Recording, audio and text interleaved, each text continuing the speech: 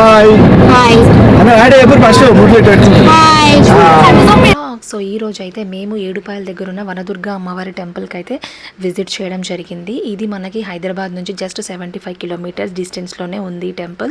So ఈ temple history వచ్చేసి మంజీరా నది 7 పాయలుగా విడిపోయి సో ఇక్కడ మళ్ళీ కలిసి గోదావరిలో కలిసిపోతుందంట 7 పాయల నదుల వాటర్ కూడా. సో అందుకనే ఈ టెంపుల్కి 7 పాయలు అనే నేమ్ అయితే వచ్చింది. సో ఒక పాయ మాత్రం అమ్మవారి చెంత కాళ్ళకి తాకుతూ వెళ్తుందంట. అంత మహిమగల టెంపుల్ అనమాట. సో మనకి వర్షాకాలంలో మాత్రం ఇది అస్సలు అవైలబుల్గా ఉంటుంది చూడడానికి. ఎందుకంటే వర్షం వచ్చినప్పుడు మొత్తం టెంపుల్ అంతా క్లోజ్లో ఉంటుంది. అక్కడంతా వాకబుల్ డిస్టెన్స్లో మొత్తం వాటర్ ఉండడం వల్ల అసలు నో ఎంట్రీ అనమాట. సో వెళ్తే మీరు మ్యాక్స్ వర్షాలు పడకముందుకే ఈ టెంపుల్ని విజిట్ చేయండి. ఎందుకంటే అంత అద్భుతంగా ఉంది టెంపుల్ అయితే.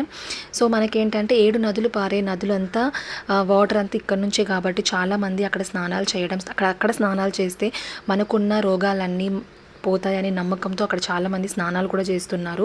సో అమ్మవారికి విశేషమైన అభిషేకమైన పూజలు, బోనాలు సమర్పించడం, ఒడిబియ్యం పొయ్యడం ఇలాంటివన్నీ జరుగుతూనే ఉన్నాయి. సో ఎంతో మహిమగల టెంపుల్, ఎంతో బాగుంటేనే కదా ఇవన్నీ జరుగుతాయి. సో అంత నమ్మకంగా ఈ టెంపుల్కి రండి, విజిట్ చేయండి, మీ కోరికలన్నీ తీర్చుకోండి. మన హైదరాబాదీస్ మాత్రం అస్సలు ఈ టెంపుల్ని మిస్ చేసుకోవద్దు, అది మాత్రం నేను పక్కా చెప్తున్నా. సో ఇక్కడ సంతానం లేని వాళ్ళకి సంతాన గుండం అని కూడా ఒకటి ఉంది. సో సంతానం లేని వాళ్ళు కూడా ఆ గుండంలో స్నానం చేస్తే సంతానం కలుగుతుందని ఒక నమ్మకం కూడా ఇక్కడ ఉందన్నమాట. సో దగ్గరలో ఉన్న వాళ్ళు అస్సలు ఈ టెంపుల్ని మిస్ చేసుకోవద్దు. సో మేమైతే అరౌండ్ మార్నింగ్ 8:30కి స్టార్ట్ అయిపోయాం. మళ్ళీ ఈవినింగ్ ఇంటికి వచ్చే 6:30 అయింది. సో మీరైతే పక్కా ఈ టెంపుల్ని విజిట్ చేయండి. థ్యాంక్ యూ ఫర్ వాచింగ్ అండి. నచ్చితే లైక్ చేయండి, షేర్ చేయండి, సబ్స్క్రైబ్ చేసుకోండి, పక్కనే ఉన్న బెల్ ఐకాన్ని కూడా క్లిక్ చేయండి.